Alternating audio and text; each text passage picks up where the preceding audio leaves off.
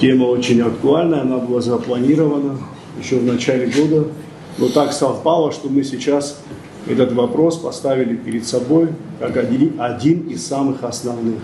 Это борьба с коррупцией. У нас есть управление в Генеральной прокуратуре, начальник управления Саблирова сегодня выступала, вы ее слушали, но в большей степени не хочу никого обидеть. Конечно, там и присутствовала и теория, в какой-то степени это и формальность, но и какие-то вещи взяты из практики. Сегодня действительно ситуация не очень хорошая. Мы все с вами знаем, слышим, что происходит. Я считаю так для себя, что все, кто пришел работать в прокуратуру, они должны понимать, что это их прямая обязанность выполнять такую работу, нацеленную на пресечение, выявление, предупреждение коррупционных преступлений. Это очень серьезная проблема в нашей республике. Тем более у нас есть опыт 2020, 2021, 2022 годов. Вы помните, какое количество дел мы возбуждали, не без участия оперативных служб. Вы это сами прекрасно знаете. Большая часть из этих дел была направлена в суды. По каким-то из них уже имеются судебные решения, какие-то пока находятся на стадии судебного рассмотрения. Но это не означает, что на этом мы должны свою работу приостановить. Какое-то 1,5-2 года, какое-то время, такой небольшой промежуток времени было у нас такое затишье. Ну, это связано с разными обстоятельствами.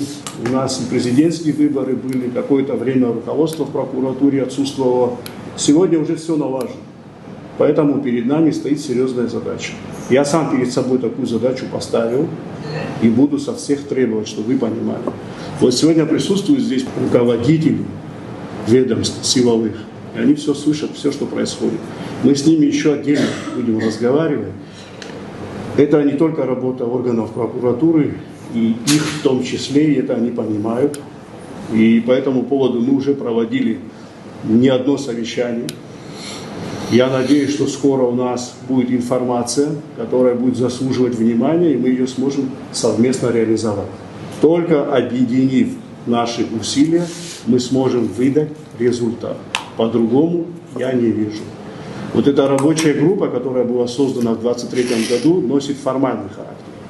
Это открыто я вам заявляю. Никакого результата я там не увидел и никакого эффекта. Так дальше продолжаться не будет. Все недобросовестные чиновники будут наказаны. Если не все, то часть из них точно. Поверьте мне, я не отступлю от этого, чтобы вы знали. Я перед собой поставил задачу. И кто мне в этом вопросе не поможет, я имею в виду моих коллег, значит будут кадровые изменения. Все стремились, все хотели быть руководителями, они ими стали. Теперь от этих руководителей на местах я требую слаженной, эффективной работы.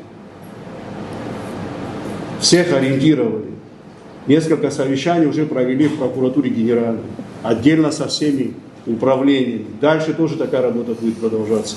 Сейчас будет второе полугодие у нас. Мы будем туда вносить в план следующие мероприятия.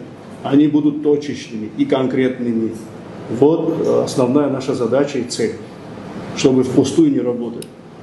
Каждый должен понимать, что воровать у своего государства из бюджета недопустимо. Это наша с вами прямая задача пресекать такого рода действия со стороны должностных лиц. Вот такая задача сегодня стоит, чтобы вы понимали. Кто не готов к такой работе, ради Бога, пишите заявление. Мы вас переведем на другой участок работы. Я вам ответственно заявляю, что мы будем выстраивать работу в таком направлении. Служба государственной безопасности вот сегодня очень коротко выступила, но они нам тоже обещают информацию, и я очень надеюсь на то, что так и будет. Мы вместе будем проводить эти мероприятия. Так будет гораздо результативнее. Поэтому тема очень серьезная, самая серьезная тема, и ей нужно будет уделить самое большое внимание в ближайшее время и в перспективе, чтобы вы понимали.